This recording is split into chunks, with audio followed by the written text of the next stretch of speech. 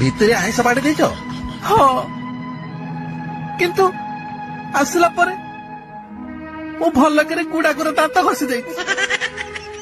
ଯାଉ ଶାନ୍ତି, କାନ୍ଦନି। ମୁଁ ତମ କଥା ବୁଝିପାରୁଛି। କେତେ ଦିନ ଖାଇବା ଆଉ ଶାଗ ତରକାରୀ? ଆଇଁଷ ବିନା ଆମ ଗଲୁ ଗଲାଣି ମରି। କାନ୍ଦନି ଶାନ୍ତି। ସରିନି, ମୋ କଥା ଏଯାଏ ସରିନି। ପରଦିନ ସନ୍ଧ୍ୟାବେଳେ ଆସିଲା ବେଳେ ଫକିରା ଫାଷ୍ଟଫୁଡ ପାଖରୁ ଗୋଟେ ଚିଲି ଚିକେନ 2ଟା ଚିକେନ ରୋଲ ଖାଇଦେଇଛି। ଆଉ କଣଟା ବାଳ ବଞ୍ଚିଲା?